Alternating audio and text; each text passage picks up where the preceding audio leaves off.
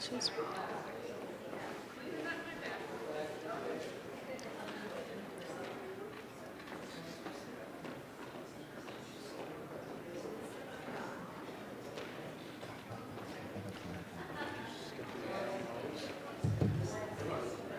Okay, good morning, everybody. We're going to be singing Building Bridges together, 1023.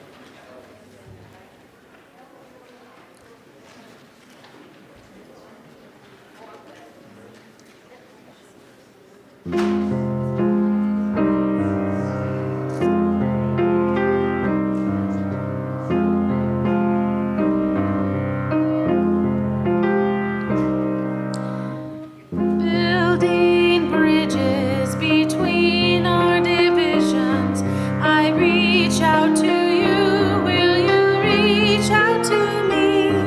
With all of our voices and all of our visions, friends, we could make such sweet harmony. Building bridges between our divisions, I reach out to you, will you reach out to me? With all of our voices and all of our visions, friends, we could make such sweet harmony.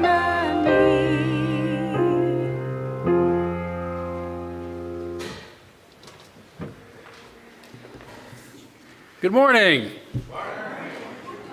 Good to see all of you. It's been a while. Yeah. So listen, after the service, when I'm back there, if everybody would come by and say hi and remind me of your name. Okay, so I can. What's your name? What's your name? Yeah, what's my name? Yeah, that's right. I don't know. I'm. Well, seriously, it's really good to see you.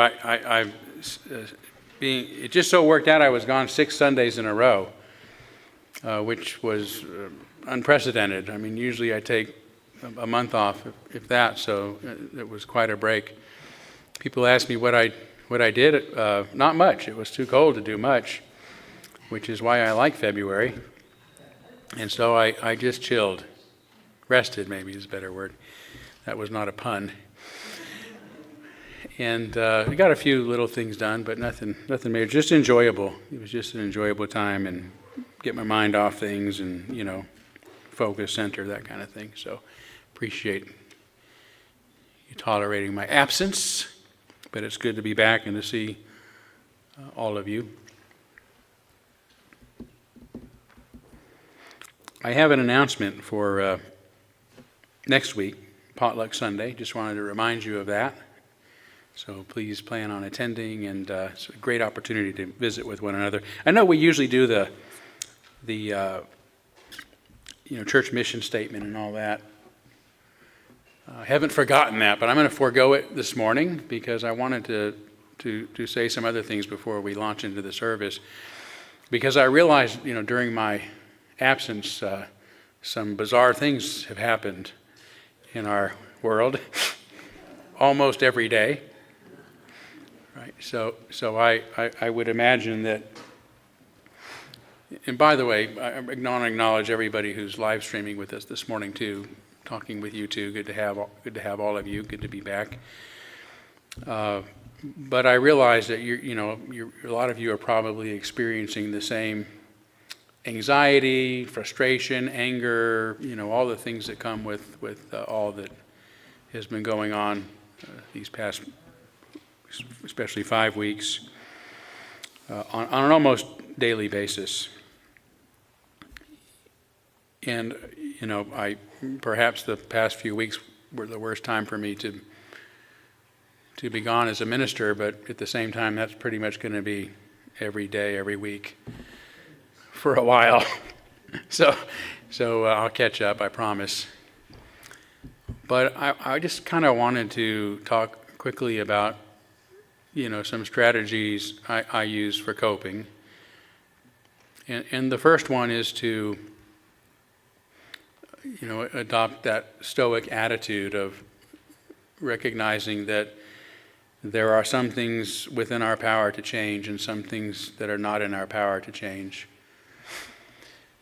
And that we should focus on the things that we can change, or at least have the potential to change,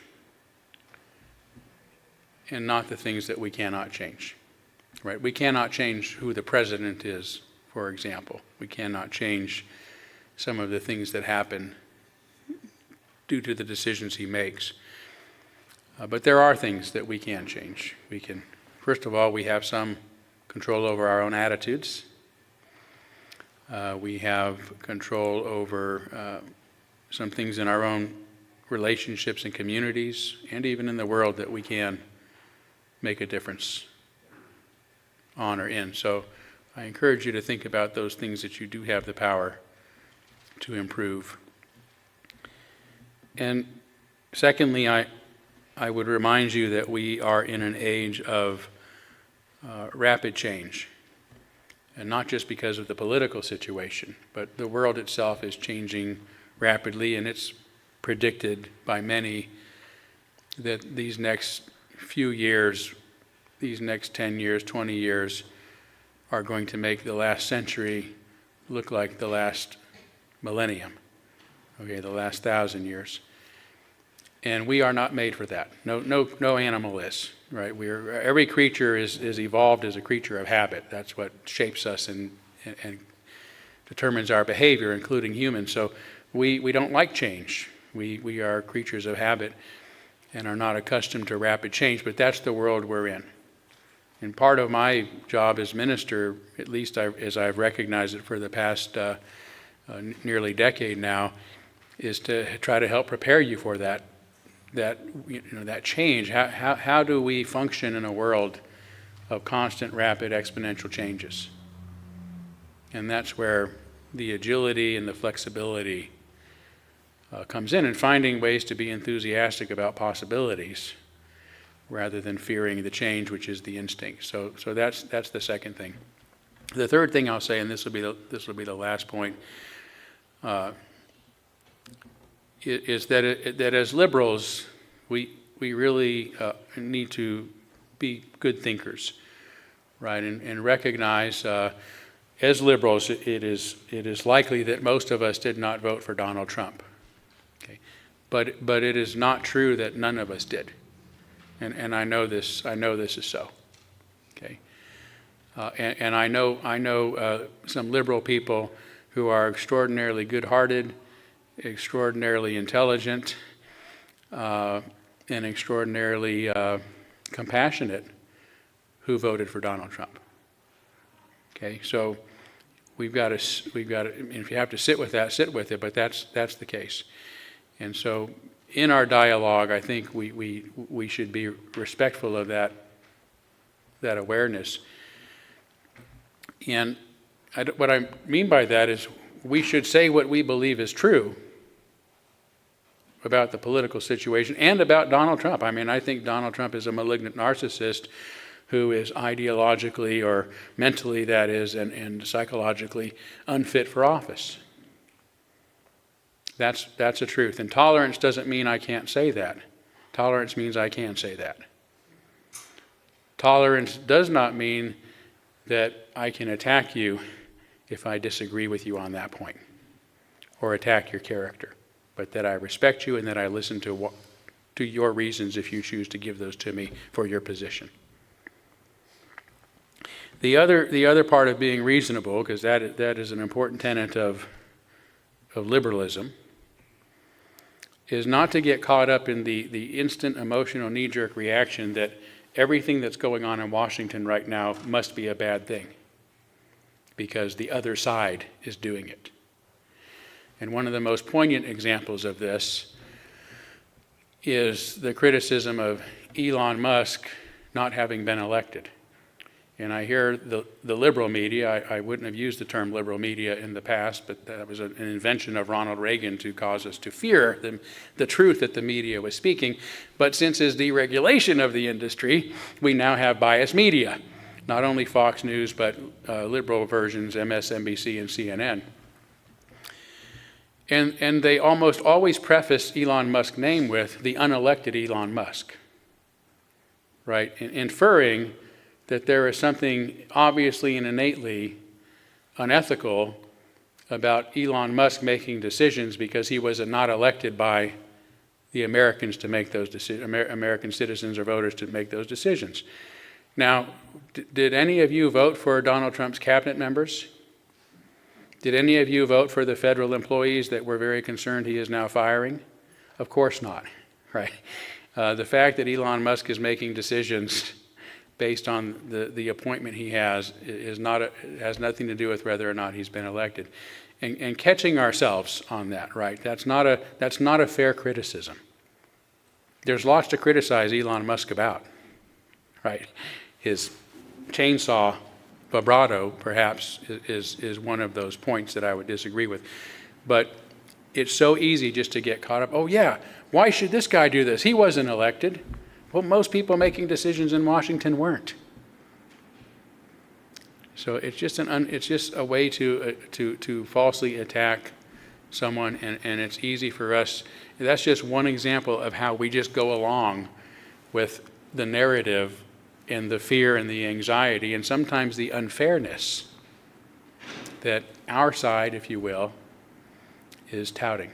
So I would ask you as liberals to try to be good thinkers and independent thinkers, and not jump to the conclusion that everything that is going on must be the worst thing.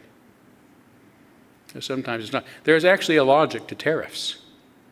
It's just a bad logic, right? But if someone wants to logically argue that the goal is to bring industry back to the United States, we're going to do that by having tariffs on imports so that it becomes more affordable to recreate industry here, right?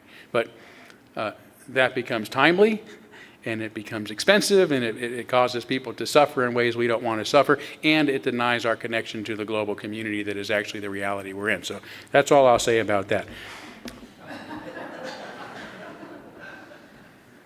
I just wanted to address, I'll do more so in my sermon, I think, in a little bit, but I wanted to address some of the pressures that we've all been dealing these last few months, at least with the way I've been thinking and handling it. So thank you for the extra time this morning. How about we take just a couple of seconds to greet one another?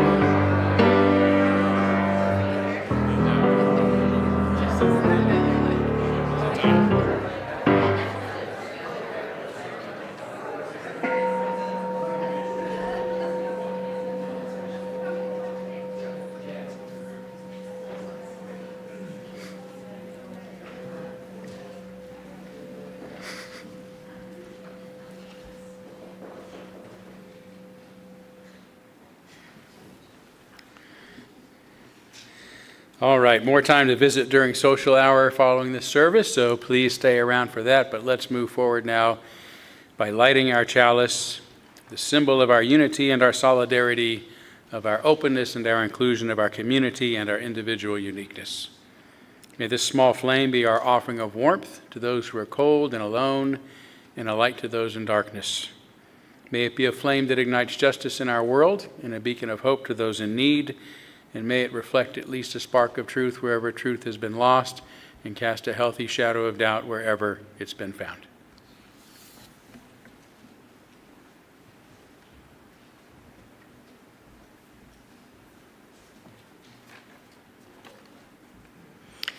Our opening reflection this morning is a passage from the book called The Constitution of Knowledge, A Defense of Truth by Jonathan Rauch, published in 2021. A functioning society depends on our ability to engage with ideas we dislike, even find offensive. The reality of intellectual pluralism means that no one has a monopoly on truth, and knowledge is best refined through open debate and rigorous scrutiny. Yet today, we see an increasing tendency to silence dissenting views rather than engage with them. Whether through cancel culture, ideological purity tests, or the spread of misinformation, people are incentivized to conform rather than question. The problem is that a society that values social conformity over intellectual diversity risks becoming an echo chamber of self-reinforcing beliefs. Without the willingness to engage in the marketplace of ideas, we undermine the very mechanisms that lead to progress. Truth is not determined by consensus or popularity, but by process of open inquiry, correction, and revision.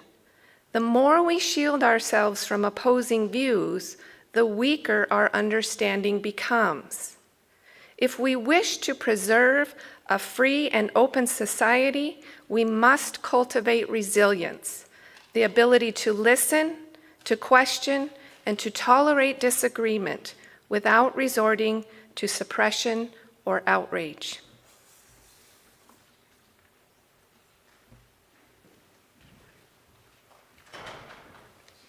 Okay, 352 is find a stillness. I like these action words.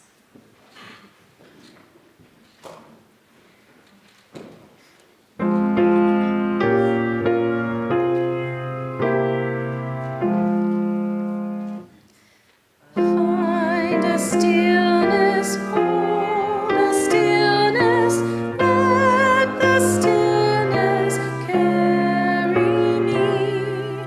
Find the silence, hold the silence, let the silence carry me. In the Spirit, by the Spirit, with the Spirit giving power, I will find true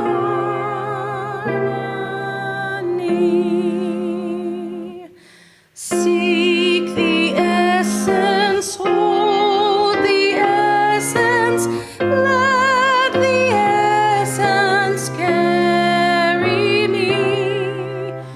Let me flower, help me flower, watch me flower, carry me. In the Spirit, by the Spirit, with the Spirit giving power, I will find true harmony.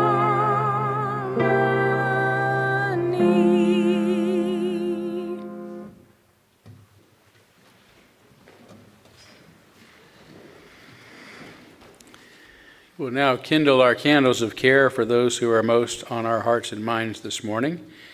And although I did not get any specific requests, I want to note the beautiful flowers that have been left with us in honor of Joni Nelson's memorial service that was here yesterday. Beautiful service celebrating a beautiful, beautiful woman in our lives. So Sue, thank you so much. And we also kindle a candle on behalf of the people of Ukraine in that region of the world that are suffering from the continued violence there, as well as increased anxiety and concern about what comes next for them.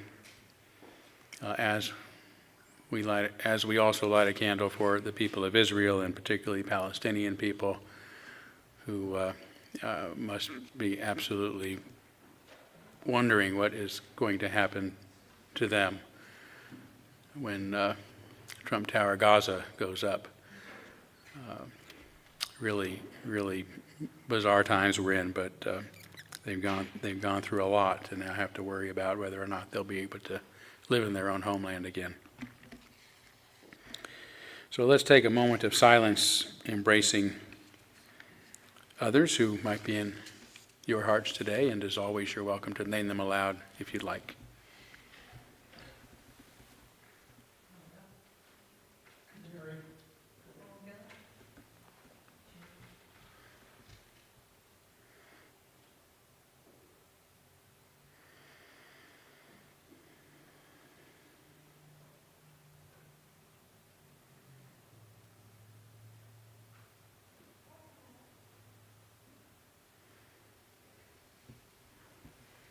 Those named aloud, those embraced in our silence, and all those who are suffering in our world at this hour, we hold in our community with compassion.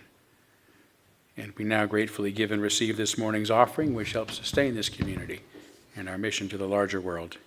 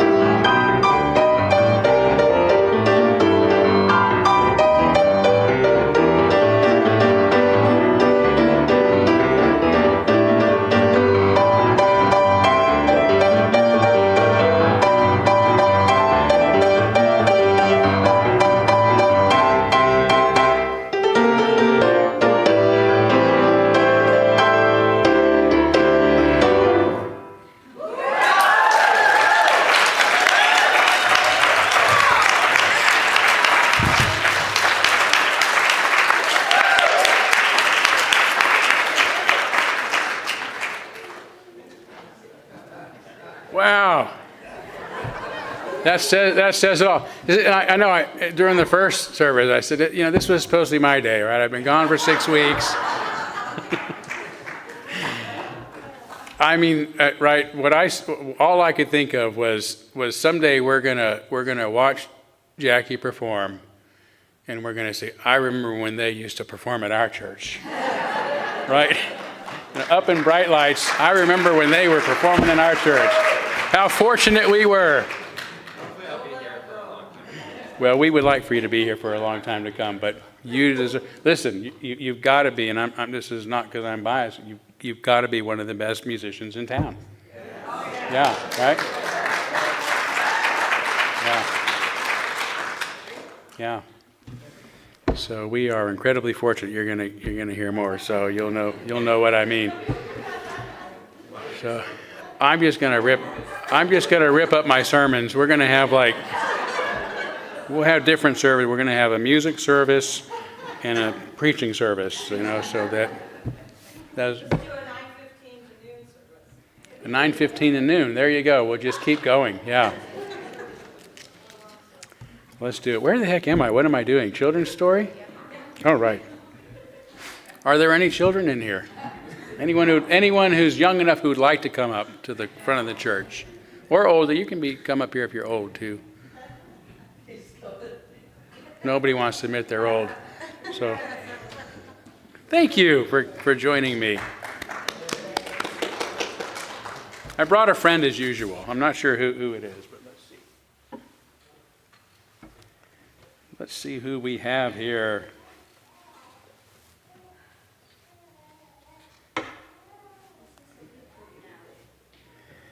Oh my goodness. Look at this. Wow. Would you like to please introduce yourself to our friends here? I'm not sure that we've met before. I am Leopold the Lion, King Leopold. Leopold the Lion. Leopold. Leopold? Yes, lions cannot pronounce the letter between O and Q. Kind of like ventriloquist. Gotcha. Got you, King Leopold. That makes it easy on me. So, well, what brings you here today? Oh, I thought I might come here for some inspiration. I'm having problems in my kingdom. Oh, you are? Well, what's going on? Well, it's not very peaceful place. No, the crocodiles are fighting the chimpanzees. Oh, that sounds bad. The elephants are at it with the toucans. Oh, terrible. And the giraffes hate the anacondas and vice versa. Oh, that sounds miserable. And the rhinoceros have a thing with the anteaters. My gosh, that's terrible. What have you done to try to solve the problem so far? Well, I growl and I roar, and I show them my sharp claws, and I mark my territory. Hey, watch that. No matter what I do, nothing seems to work. Nobody will listen to me. Oh, well, my goodness, I think you might try another approach. I recently saw a movie. You did, yes. It was called The Wild Robot. Has anybody heard of this? It's based on a book. Yeah.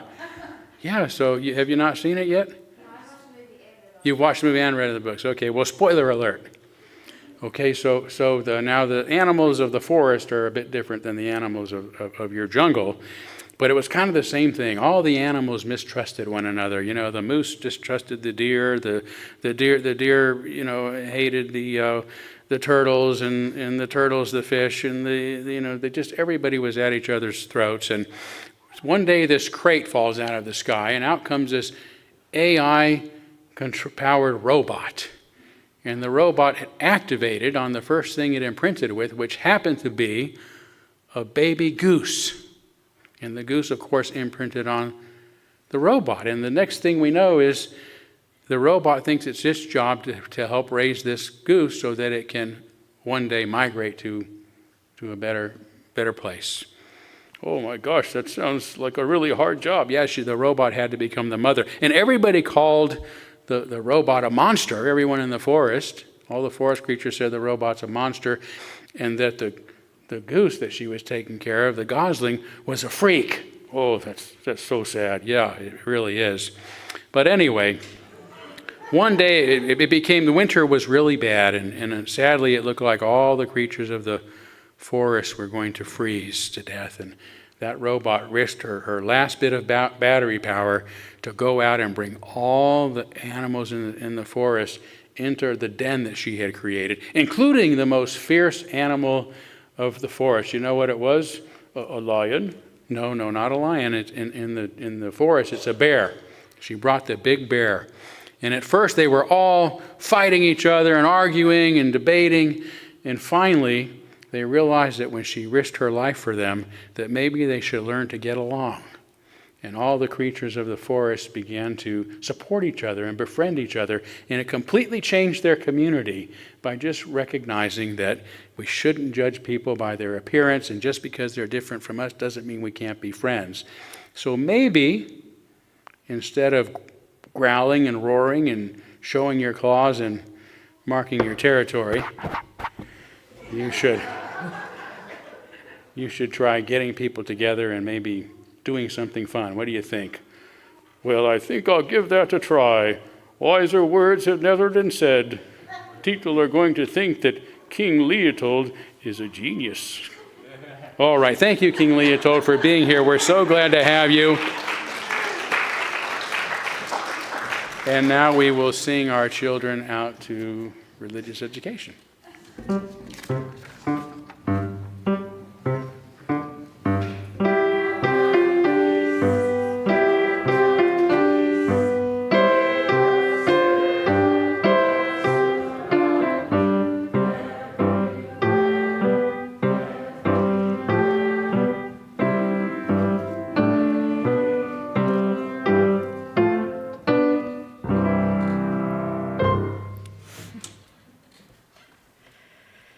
As we move into a time of meditation, I invite you to find a comfortable position. Close your eyes if you wish. Take a few deeper breaths and reflect on this quote from Nobel Peace Prize laureate Kofi Annan in his book, Interventions: A Life in War and Peace. If you have a problem and you can't find a solution, you meet again tomorrow and you keep talking until you find a solution. You can disagree with behavior or a particular position, but you do not resort to calling an opponent worthless.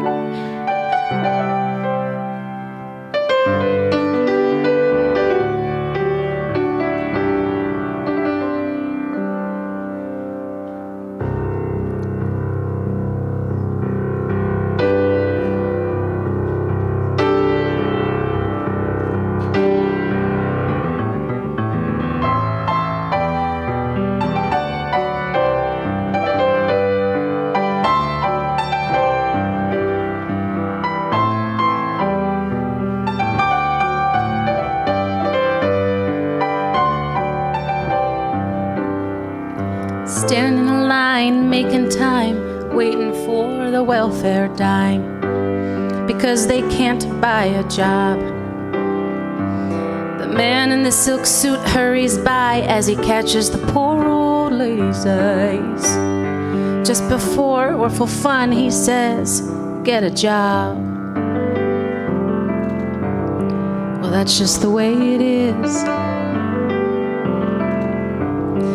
Some things will never change. That's just the way it is.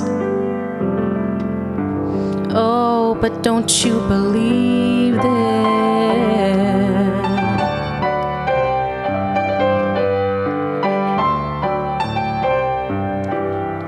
Said, "Hey, little boy, you can't go where the others go, 'cause you don't look like they do."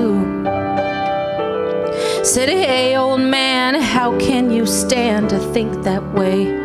Well, did you really think about it before you made the rules?"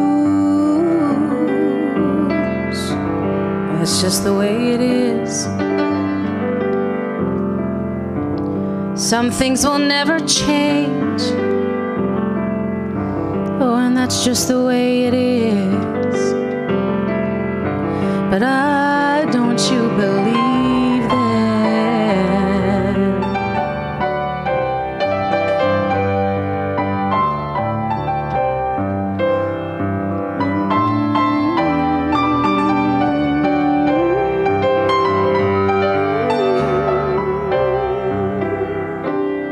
Well, they passed a law in '64 to give those who ain't got a little more, but it only goes so far, because the law don't change others' mind when all you see at the hiring time is a line on the color bar.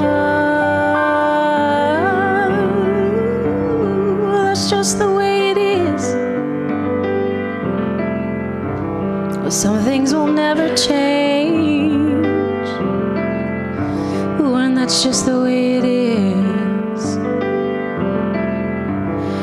That's just the way it is.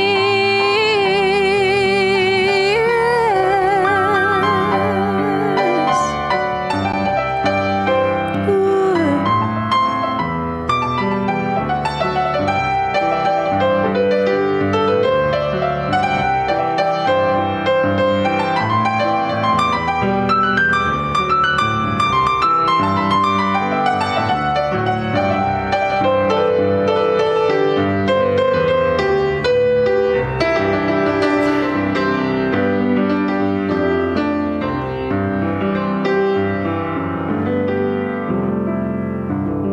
Well, that's just the way it is.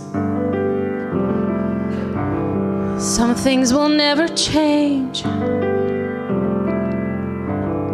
and that's just the way it is. Oh, but don't you believe them?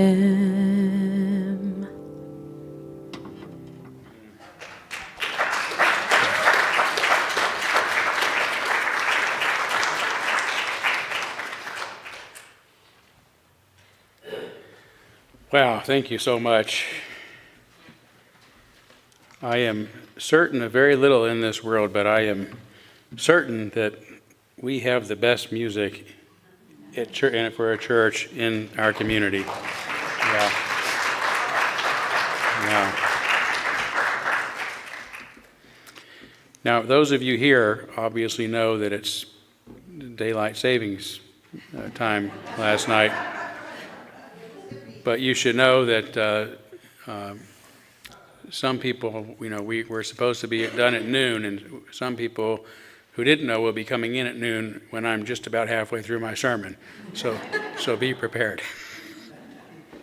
Think about that.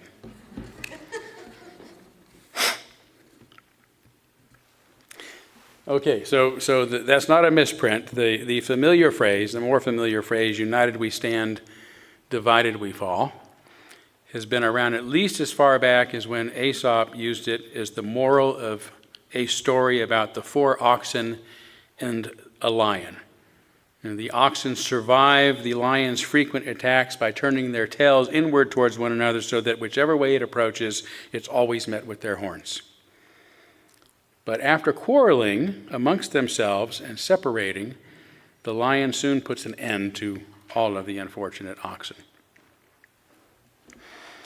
The moral of the story, united we stand, divided we fall, has been around ever since to encourage unity, especially among groups, large and small, struggling together for some common cause, like war, national freedom, individual freedom, labor rights, voting rights, and so on. The idea is sometimes attributed to Abraham Lincoln, who once gave a speech in which he actually quoted the Gospel of Mark, "A house divided against itself cannot stand." Something similar is said in the Gospel of Matthew, that every kingdom divided against itself will be ruined, and every city or household divided against itself will not stand. And these verses show that this assumption that people must be united if they are going to endure is an ancient one and was widespread. And it's a powerful idea, but paradoxically, it's almost always used to encourage solidarity among one group by being divided against another group. It is a call for unity among insiders by dividing against outsiders. It's the idea that those who are not for us are against us. So it isn't really about the greater principle of unity. It's kind of euphemistic, a euphemistic use of unity, but about struggling together against a common foe for a period. And such unity then needs an enemy and is rooted in division. And with such a limited purpose, any unity resulting from such motivation will only be temporary. Once the common threat ends, and the unity will begin to end too, and the group that had been held together by that threat will start to separate, perhaps to the point of smaller internal groups uniting to stand against those with whom they had once been united. Sound like a familiar situation? Just a few weeks ago, Justin Trudeau, Canada's Prime Minister, of course, since 2015, announced his impending resignation. Trudeau, leader of the nation's Liberal Party, has become extremely unpopular, and the polls indicated the very strong likelihood that Canada would elect its own version of a Donald Trump-like conservative populist in Trudeau's place. But in just a short time, after Trump's insulting remarks and attacks on their sovereignty and economy, Canadians have become unified around their national identity, Canada first, with its chief nemesis being the American president and his government. So far, they're still talking very nicely about the rest of us, thank goodness, but they don't like the president. Fed up with Trump, and anyone who thinks, talks, or acts like him has flipped the polls, which almost now assure that the next Canadian Prime Minister will be from the Liberal Party once again. So the question is, what is going to happen to their sense of unity and nationalism if and once the Trump threat ends? Will Canadian society return to the kind of political division that is typical of most Western? United we stand, divided we fall also implies that to be united, everyone must be on the same page. They must agree and think alike. It's a call for authoritarianism, groupthink. Every kingdom divided against itself will be ruined, and every city or household divided against itself will not stand. When played out, this has historically meant that there must be a head of the household, a chain of command, a sovereign authority that cannot be questioned. Hail to the King. Under such circumstances, we will lose the right to think and speak and act for ourselves either by fear or force, or as in the case with Vladimir Putin's Russia or with Supreme Leader Kim Jong-un's government of North Korea, or worse, by choice. Because in order to feel like we belong and are part of something larger than ourselves, we stop thinking for ourselves and blindly and cultishly follow and obey whoever is in charge.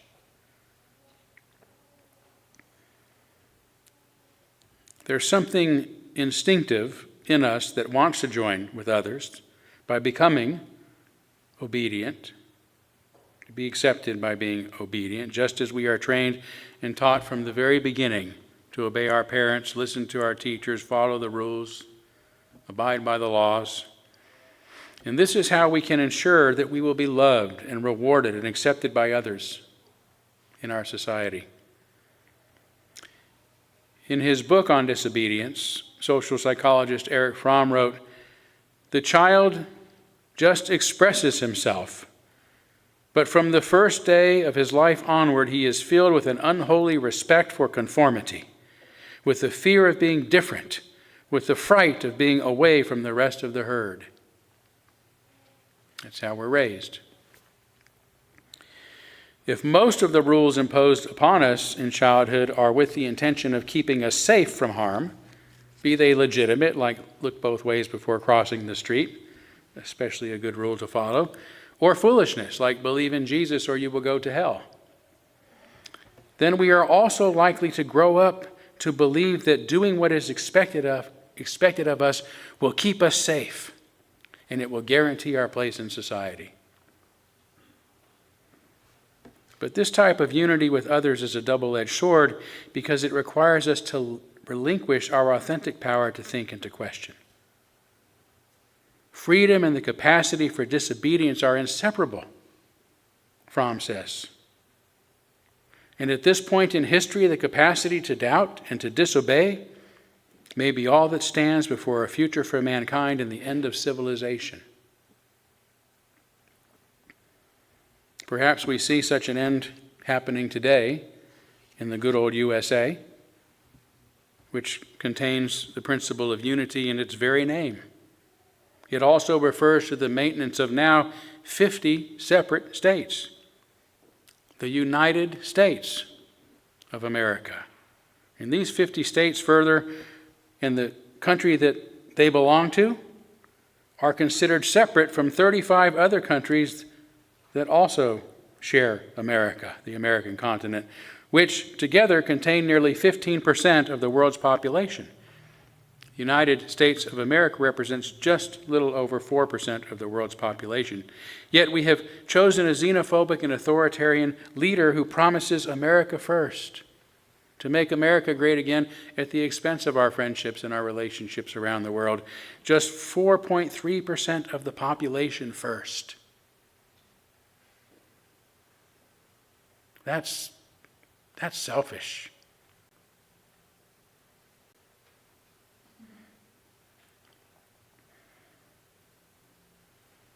Even at the exclusion of those outsiders who were just a few days ago among our greatest allies. It has become difficult to believe that the United States of America has really ever been sincerely devoted to the principle of unity. In its 250-year history, rather, of fighting to separate, it has been fighting to separate or to maintain its separation. It has succeeded best at this when facing a common external foe, proving amazingly victorious in the American Revolution, 2 world wars, and the threat of nuclear annihilation during the Cold War. But it has also been torn apart constantly with much civil unrest, including a brutal civil war, and today continues to experience domestic conflict and sometimes terrorism over its old patterns of segregation and inequalities based on race, sex, and class, not to mention the ideological warfares and the identity warfare that we're now in. And because other people who share this same continent have sought to come to the USA in pursuit of a better life, maintaining The integrity of U.S. borders has remained a constant struggle, so worrisome that that's one of the major reasons that Donald Trump was elected to a second term in office. He was elected, that is, because of his promise to segregate us from the world, not upon a principle of unity, unless it is merely to be united with him by giving our minds and our wills over to him, which is what he commonly refers to as a love fest. The historic struggle between state rights and federal authority has also escalated since this grand experiment started in 1776, when its citizens successfully began uniting against British rule. The U.S. Constitution is a delicate agreement protecting the rights and a certain degree of autonomy from the federal government. States can choose their own kind of government, and any powers not given to the federal government are reserved for the states. And each state, no matter how small its population, has the same number of U.S. senators, allowing those representing a minority to band together and overrule those representing a majority of the nation's citizens. And there were only 13 states when this agreement was made. Today there are 50, which means we now are a nation of 50 different governments. One nation of multiple dividing lines. During his inaugural speech in 1980, President Ronald Reagan, the man who had been elected to rule, or at least run, I should say, the federal government, said government is not the solution to our problems. Government is the problem. That's the kind of president we need. The Republican Party has ever since worked to weaken federal programs and regulations to reduce taxes and to prevent spending on most programs, including new programs, no matter how vital they are to the welfare and protection of ordinary citizens, as well as of our states. The U.S. now has the most expensive healthcare system on the planet, despite millions of its citizens remaining underinsured or completely uninsured. Despite being the second largest producer of greenhouse gases in the world, though less than 5% of the global population, the U.S. has done little or nothing to address this existential threat. Today, in just his first weeks back in office, President Trump's actions have been directed towards the sole purpose of dismantling the federal government. By firing millions of federal employees across the board and attempting to weaken or entirely eliminate some of our federal agencies, from USAID, the agency responsible for helping those outside our borders or beyond our borders, to the Education Department, which assures public schools are following the laws meant to protect students and teachers from discrimination, and that guarantee education for those with disabilities, among other responsibilities. Trump even wants to eliminate paper straws so we can just return to the plastic straws. It's just further thumbing his nose at even the smallest attempt to protect our planet and our nation from the terrible impacts of climate change that every state in the country is already feeling. All of this suggests that including the principle of unity in the U.S.'s very name is more about maintaining its separation from the rest of the world. Today, as the White House eviscerates federal programs and threatens to withhold assistance to those states whose governments it disagrees with, the states of America may have to find novel ways to fend for themselves. For futurist Paul Sappho, a technology forecaster and consulting professor in the School of Engineering at Stanford University, the situation has long been foreseeable. During a 2007 lecture, for example, Sappho predicted there's less than a 50% chance that the United States will exist by the middle of this century. And I heard him repeat this claim myself during a more recent 2020 lecture. And I'm not going to go into his reasoning for this forecast, but will only point out that it is now 2025, which means if he is correct, we should already be seeing, I should say, the signs of its demise right now. I will leave it up to you to decide if you do or not. The point that I do want to make now is that its demise will not be from its lack of unity, but because of its lack of diversity. Its unwillingness, that is, to tolerate differences. And that's what is driving us apart. For a nation, a group, even a family endures by tolerating its differences, not by forcing everyone to agree and obey, by excluding or punishing those who don't. In recent years, however, I've been surprised by how intolerant even many liberals are toward the idea of tolerance. I get more pushback about my promotion of tolerance than anything else. On one hand, we now have those on the extreme left attacking the reputations, the character, the motives, and even the livelihoods of anyone who questions their ideas of a particular approach to social justice. They use ad hominem fallacies rather than engaging in rational discussions about their claims, which is probably because their ideas are rationally indefensible. On the other hand, there are those who complain that tolerance doesn't go far enough, that we must love one another and fully embrace our differences. In my view, this is also irrational. Why? Firstly, there are 8 billion people in the world, making it impossible for anyone to have the time to fully understand where every person they encounter is coming from. Secondly, how can we be expected to fully embrace every belief that we encounter, even if we could understand everyone? I need only cite the examples of Nazism, white nationalism, Scientology. Apologize to the Scientologist. Reducing inflation and tariffs, and using plastic straws to make the point.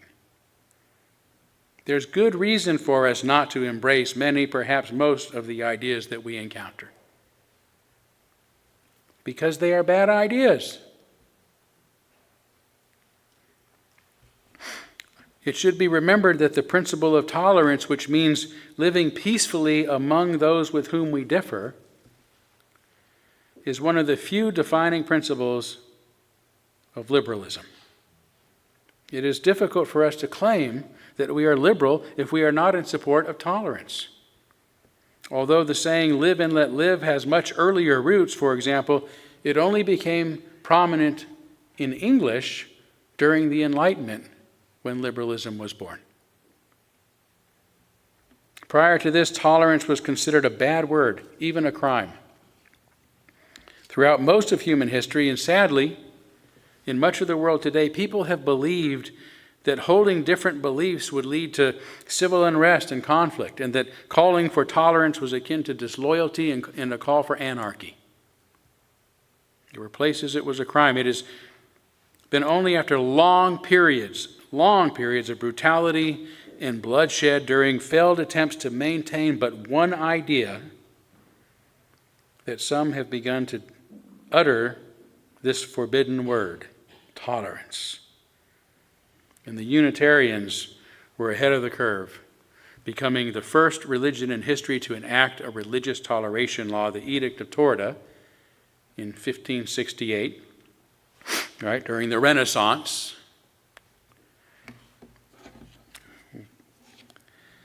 And sadly, the Unitarian king of Transylvania who enacted this edict died soon thereafter, and the Catholics then took his throne and passed an anti-innovation law, which forbade or made it illegal to express any new religious ideas.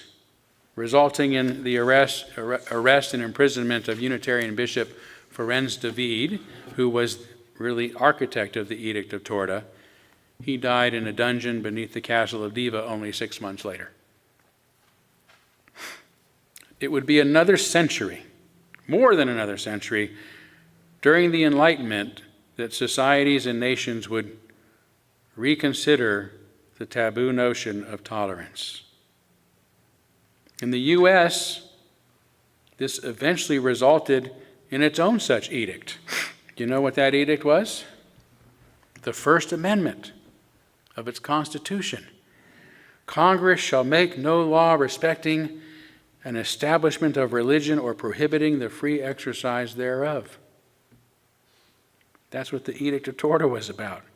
And furthermore, or abridging the freedom of speech or of the press or of the right of people peacefully to assemble or to petition the government for a redress of grievances. 175 years later, this principle would be reiterated and expanded in the Civil Rights Act of 1964, banning discriminatory practices in employment and ending segregation in public places like swimming pools, libraries, and above all, public education, public schools.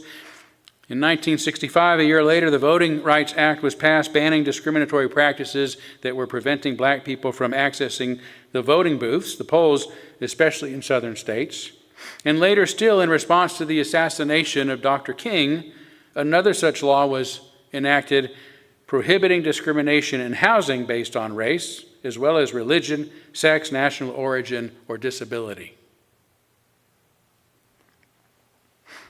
Now notice that all of these efforts to create a tolerant society began with laws, not love. During a 1965 speech at UCLA, Dr. King said, "It may be true that you can't legislate integration, but you can legislate desegregation. It may be true that morality cannot be legislated, but behavior can be regulated. It may be true that the law cannot change the heart, but it can restrain the heartless. It may be true that the law can't make a man love me, but it can restrain him from lynching me." And I think that's pretty important also. And that's what makes tolerance so important and practical a principle, because it can be enforced. Sure, some people will break the laws, but they're less inclined to. It is a social tool meant to help keep the peace, even if we don't understand, nor love, nor even like one another. It is the basis of a civil society, of a peaceful and civil society. And over time, as we find ourselves living in the same neighborhoods, going to the same schools, shopping in the same stores, eating in the same restaurants, and drinking from the same water fountains, working in the same places, we'll discover that our differences aren't very important, and that as human beings, we all deserve to be treated with respect and dignity, and that we have far more in common than not. And hopefully over time, we will even come to befriend and to love one another. But such love is not required. That's too hard. We just need to live and let live. That's the easy part.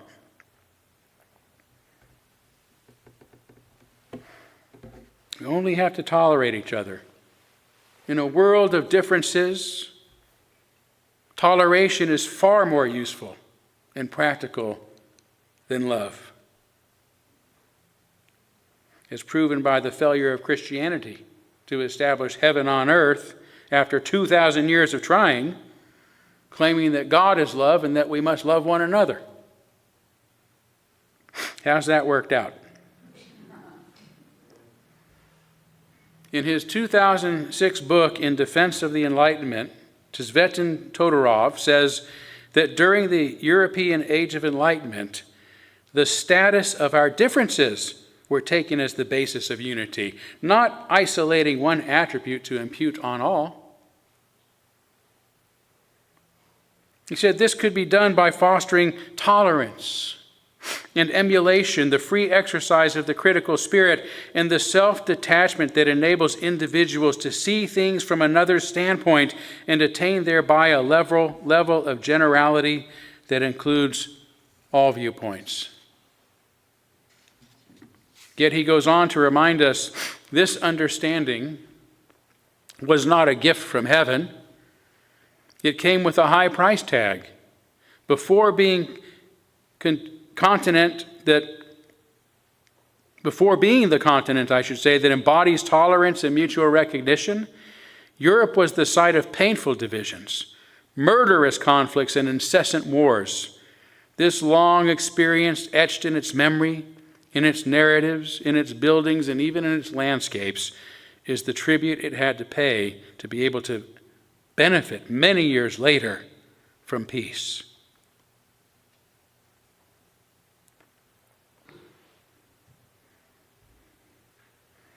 After visiting enlightened England, Voltaire once remarked, "Were there but one religion in England, its despotism would be fearful.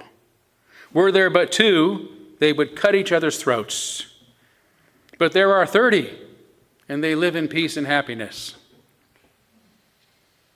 In contrast, Todorov notes that China, once inventive and creative, this massive continent, once inventive and creative, was thwarted by the emergence of one unified empire where minds were dulled, he says, by the uncontested reign of authority. Contrary to the old saying, united we stand, divided we fall,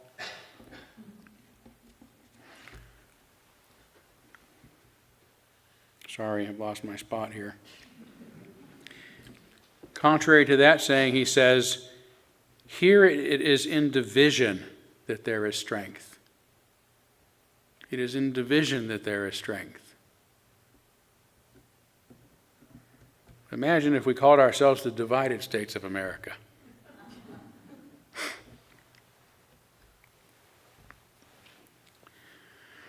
And all of this leads me to my main point, and I'll start to wrap up because it's getting close to being too late.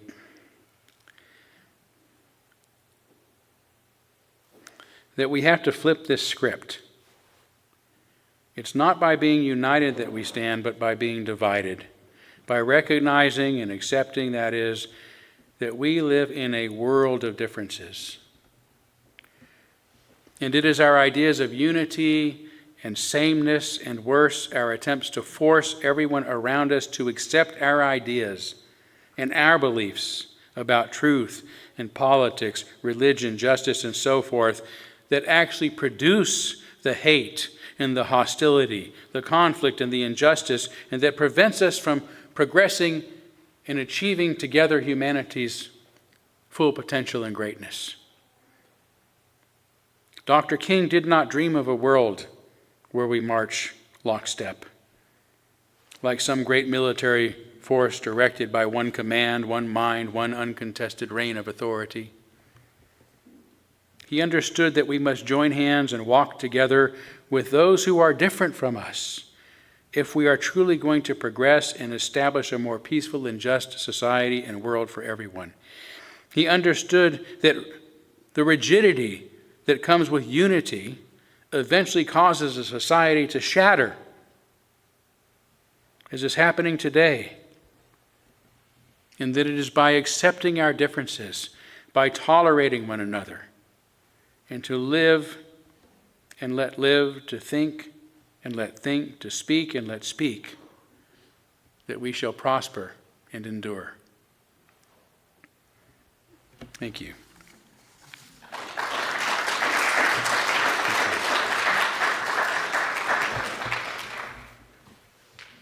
Okay, this little light of mine, 118. I love that one. It goes with everything. Really.